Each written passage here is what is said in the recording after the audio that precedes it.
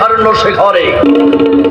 আর আমার ভাগ্যের মনে আছে আমার এই বউ ওই তনুশ্রীর, অথচ ওই তনুশ্রীকে আমার বাবা মা কিছুতেই সহ্য করতে পারে না। যারা আমার বউকে সহ্য করতে পারে না তাদের আমি কিছুতেই ক্ষমা করব না। তা হোক বাবা হোক মা, আমার বাবা মা চাইছে আমার যে সমস্ত টাকা হয়েছে আমি আমার আত্মীয় স্বজনদের সাহায্য করি, কিন্তু তা কি আমার পক্ষে সম্ভব? না, সম্ভব নয়। এটা কিছু বলতে গেলে বাবা মায়ের চোখ দিয়ে জল গড়িয়ে পড়ে। যত সব ভুয়া সেন্টিমেন্ট। এই তো এখনই যাবো, এখনই যাবো। আশ্চর্য, এতক্ষণ এখানে দাঁড়িয়ে তুমি কি করছিলে? আর বলো না, যত সব আগাছা এসেছো। আগাছা? তার কথা বলছো গো? আরে কি আবার ওই যে চন্দন, ও তোমার মায়ের আদরের জামাই এসেছিল বুঝি? তাকে যত্ন করে বাড়ির ভিতর নিয়ে এলে না যে? তবে কি খেপেছো নাকি? হ্যাঁ, পাগল হয়েছো? একটা পদের ভিখারির সঙ্গে সম্পর্ক রাখবো আমি? নিশ্চয়ই তোমার কাছে টাকার জন্য এসেছিল। শিওর বলতে শুধু টাকা টাকার টাকা। তুমি দাওনি তো? আরে তুমি কি পাগল হয়েছো নাকি? হ্যাঁ, আজ দু চার কথা শুনিয়ে দিয়েছি। যদি বিবেক বুদ্ধি বলে কোনো জিনিস থাকে তাহলে কোনোদিন তারা আমার সামনে এসে দাঁড়াবে না। ঠিকই করেছো, কুকুরকে প্রশ্রয় দিলে সে মাথায় উঠে। হ্যাঁ, তুমি ঠিকই বলেছো। আমি সার বুঝেছি, কেউ কারো নয়। এই আমিও বুঝছি তোমার কেউ নয়। কি বললে? বললে আমি বুঝি তোমার কেউ নয়। তুমি তো আমার সব, তুমি হচ্ছে আমার ভাগ্য লক্ষ্মী।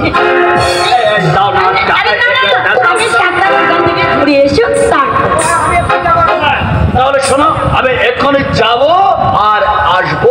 এই শোনো, এক ভরি সোনার হার ওজন করে নেবে। কম হলে আমি কিন্তু দিদির ছেলের অন্নপ্রাশনে কিছুতেই যেতে পারবো না। সে তোমাকে ভাবতে হবে না, তুমি দেখে নিও আমার স্বামীর ছেলের অন্নপ্রাশনে আমার দেওয়া উপহারটা হবে সবচেয়ে সেরা উপহার।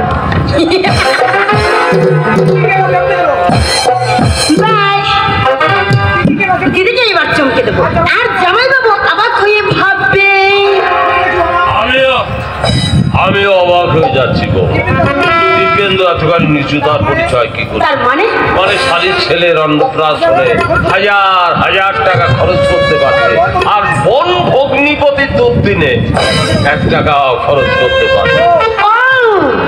আজকাল তাহলে আমাদের স্বামী স্ত্রীর কথা আরে পেতে শোনা হচ্ছে না বৌমা, আমি আড়ি পেতে শুনিনি। আমি এই পথ দিয়ে যাচ্ছিলাম, হঠাৎ কথাগুলো আমার কানে এলো।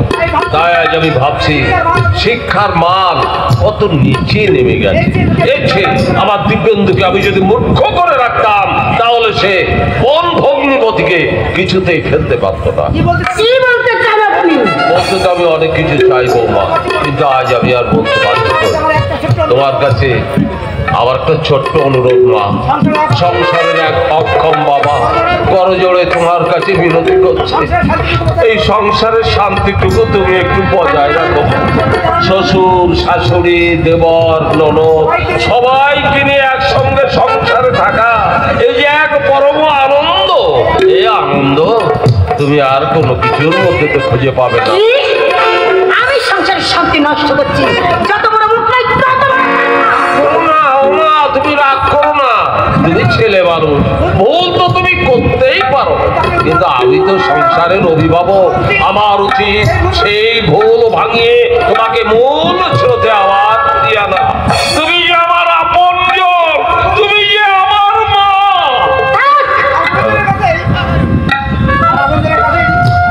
আর আপনজনের কাছে তো দাবি করা সাজে না। আর অত সোহাগ দেখাতে হবে না। আসলে আপনার রাগটা যে কোথায় তা আমি ভালোভাবেই জানি। আমার দিদির ছেলের অন্নপ্রাশনে সোনার হাত দিচ্ছি বলে এটা আপনি মোটেই সহ্য করতে পারছেন না। তুমি আমাকে যতখানি নিজ মনে করছো আমি ঠিক ততখানি নিশ্চয়।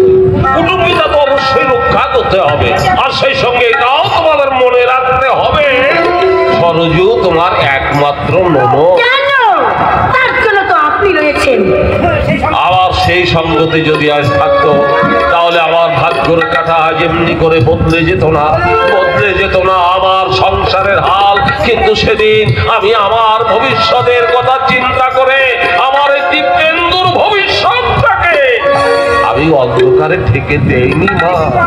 দিব্যেন্দুর আজকের এই সৌভাগ্যের মূলে আছে আমার অক্লান্ত পরিশ্রম। তাই নাকি? হ্যাঁ মা।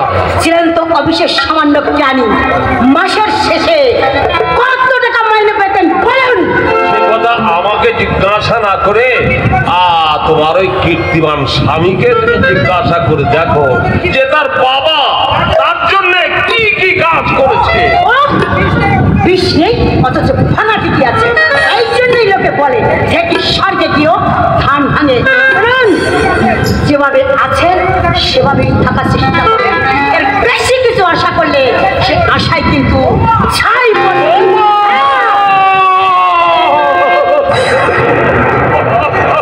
এখনো যে দুবেলা দুটো পেট পুড়ে খেতে পাচ্ছেন সেটাও কিন্তু বন্ধ হয়ে যাবে।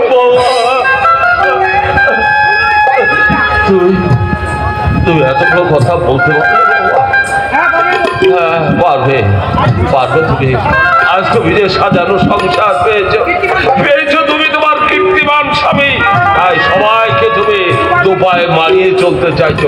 কিন্তু একবার একটিবার তুমি ভেবে দেখেছো? আমি চাই না। আর শুনুন, আমি আপনাকে লাস্ট ওয়ার্নিং দিচ্ছি, ভবিষ্যতে এভাবে ইঁদুরের মতো চিৎকার করে এই পাড়াটা খুবই মাথায় করে তুলবেন না। কি বললে তুমি? তুমি আমাকে কি বললে? ইঁদুর বলে? আমি ইঁদুর?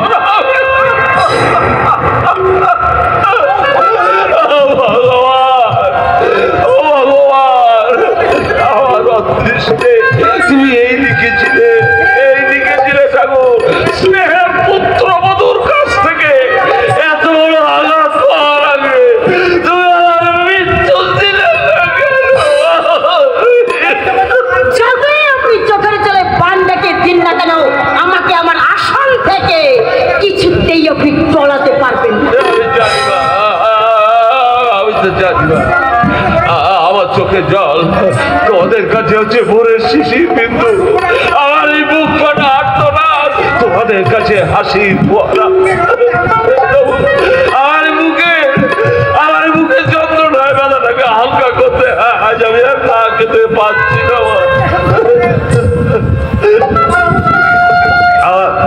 আমার অবুঝ মনটাকে আর কিছুতে সান্ত্বনা দিতে পারছি না মা। একদিন আমার মোটেই সহ্য হয় না। মা গো, মা তোমার কাছে আমার একটা শেষ প্রার্থনা রাখবে তো? তোমার ওই পায়ের জুতোটা খুলে আমার এই কভারটা একটু মারবে মা? মারো না মা, আমার কভারটা ফেটে চৌচির হয়ে যাক, সেখান থেকে ঝরঝর করে রক্ত জরুর আমি দেখতে চাই। আর কভারে ভগবান আর কত দুঃখ লেগেছে। মারো মা, ও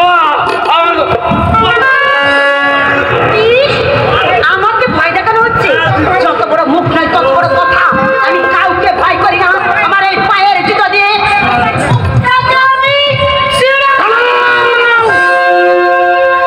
তোমার ওই পায়ের জুতোটা কতখানি শক্ততা পরীক্ষা করে দেখতে হলে তোমার নিজের গালটাকেই বেছে নাও। নামাও নামাও বলছি হাতে, নইলে কিন্তু আমার মাথায় রক্ত উঠে গেলে তোমার এই কালো কুচ্ছিত নোংরা হাতটা আমি মুছতে ভেঙে দেব। আমার গায়ে তুমি হাত তুলতে চাও? এখনো যে তোমার গায়ে আমি হাত তুলিনি সেটা তোমার পরম সৌভাগ্য। সম্মানে বড় বলে আজ তুমি আমার হাত থেকে রেহাই পেয়ে গেলে, নইলে আমার হাত থেকে তোমাকে কেউ বাঁচাতে পারতো না। স্বার্থপরতা মানুষকে যে কতখানি নিচে নামাতে পারে তার জ্বলন্ত প্রমাণ হচ্ছে তুমি। তুমি না শিক্ষিতা, প্রতি পদে তুমি তোমার শিক্ষার কথা জাহির করো। ওগো বাংলার শিক্ষিতা গৃহবধূ, কোন শিক্ষার বশবর্তী হয়ে পিতৃতুল্য শ্বশুরের গায়ে পায়ের জুতো খুলে মারতে যেতে উদ্যত হওয়া তোমার বিবেকে এতটুকু বাধ্য না? তোমার শিক্ষার অহংকার তোমাকে আজ ভাসিয়ে নিয়ে গেছে পাপের পঙ্কিল আবর্জনায়। ভুলে গেছো তুমি এই বাঙালি নারীদের আদর্শের কথা।